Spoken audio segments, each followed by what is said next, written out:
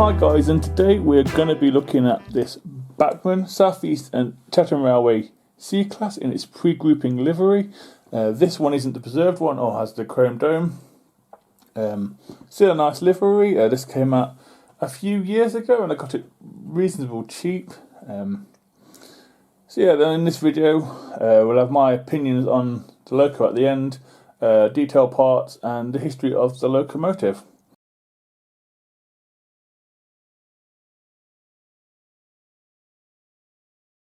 As we start off at the front of the loco, like I always do, we do have sprung buffers. We have the number of the loco, which is 271, I believe.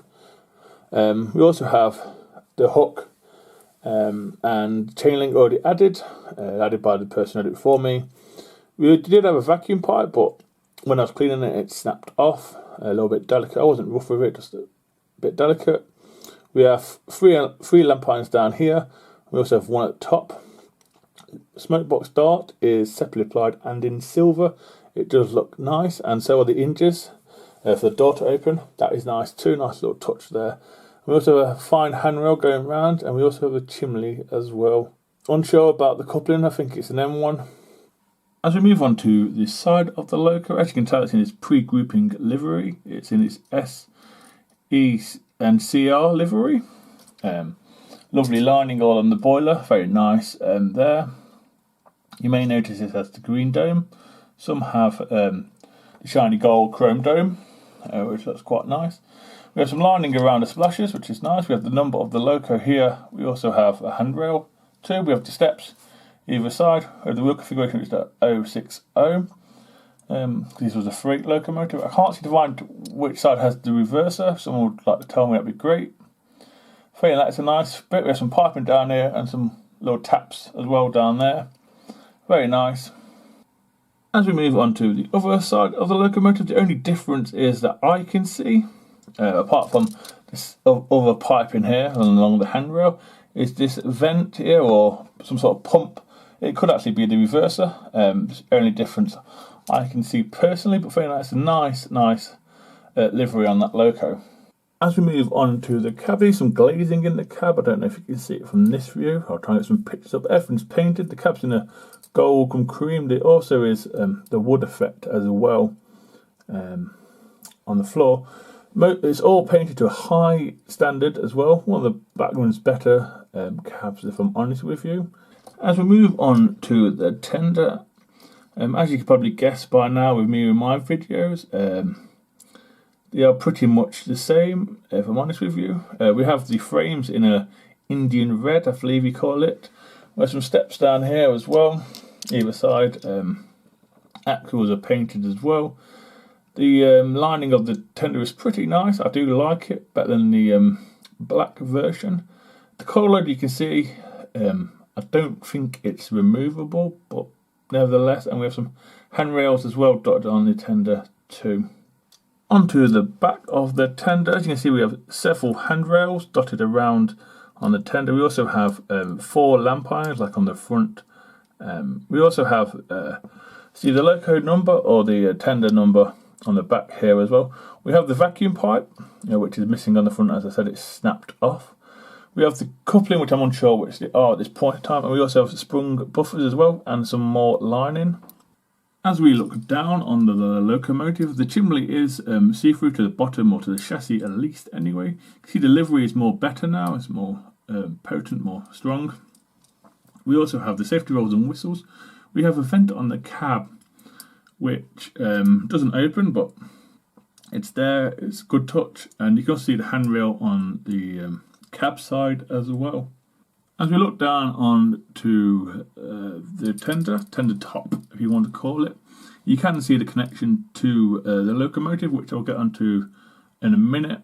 The coal load isn't removable, sadly, from what I said before. You can see the water cap as well. Very basic, but very nice and very light tender there by Bachmann. And as we look at the underneath of the locomotive, I believe the 6 driving wheels have pickups, all of them, which is good. There's no brake rigging, which is a shame. I think the guy lost it, the one I bought it off. You can also see the sanding pipe and shoes for the brakes too. And you can see the colour of the chassis really. As we look at the connection between the tender and the locomotive, you can see the wires, which is nice. They're all connected around the connection, the metal connection, metal thing, which isn't screwed down, sadly enough. It comes off, and also it has a bit of give too. I'm going to show you. Look at that bit of give, which is nice. But I'd prefer it to be screwed down like the Hornby one, if I'm honest. And finally, we get onto the bottom of the tender, back of the tender. First off, you can see the speaker, where the speaker goes in the tender. If you look carefully, you can also see the screws as well. You can also see the plug from the LOCO. I'm not a fan of these plugs, but I'll take it if it means the models are getting better. You can also see the coupling isn't an ME1, so I pronounced it wrong. You can also see how the tender is two-toned as well, and I also believe the wheels pick up. I'm still a little bit unsure.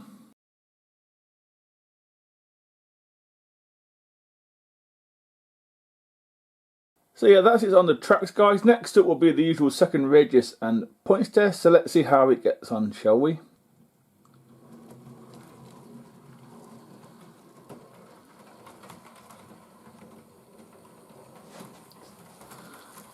It's not bad for DC.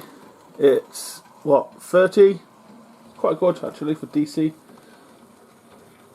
And on a slightly dirty track as well.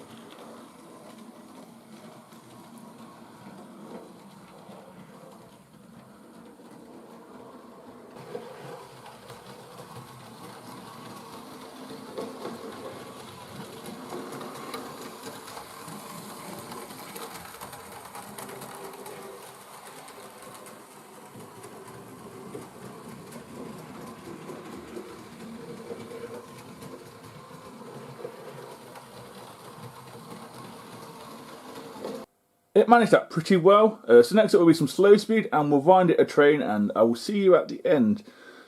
So here goes.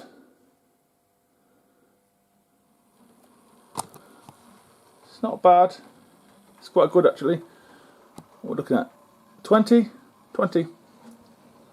Better than it was on the points test.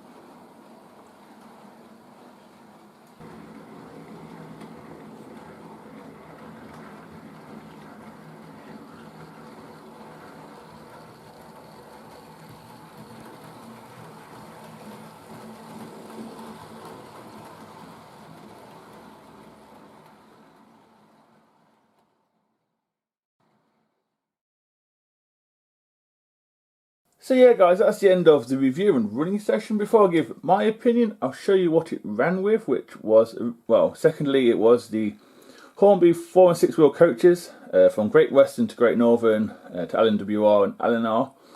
They're all there, the ones I have in my collection. It also ran with a goods train at the start. I did a bit of research on the locomotive and it was a goods locomotive, even though it's too pretty livery to be a goods loco, it was. So I thought I'd give it a random goods train. Don't know if it's correct or anything, but it looked the part for me. Suits these 4 and 6 wheels better, I think. I have seen photos of it running with a random mix of 4 and 6 wheel coaches, I think on the Blue Bar Railway. My opinion on this, I paid £100 for this, or 110 off Facebook Market a couple of years ago now, which is an okay price. It was quite a good price actually, compared to the price that they are going for now. I think it's £210, £220, which is expensive, saying this has been out for a while. Personally, if you were going to buy one and you wasn't too fussed on the livery, I'd wait for a few to pop up on bargain pages or eBay at a lower price. It does happen. I think Rails of Sheffield do it quite a lot, but that's personally my preference. If you really want a C-Class and you're not too fussed on livery, just wait for it to pop up on a market page or a website for a cheaper price, because £220 is a joke, saying they've been out for a while and the R&D costs have already been covered, etc, etc. So yeah, but feeling that it's a stunning loco, runs perfectly. A little slow going backwards, it could just be mine, but yeah, that's what I would do. Sorry if I sound like I'm ranting or having a go at someone. I just think the prices are a little high for a loco that's been out for a while. So anyway guys, hope you enjoyed the review and I will see you in the next one, so please take care.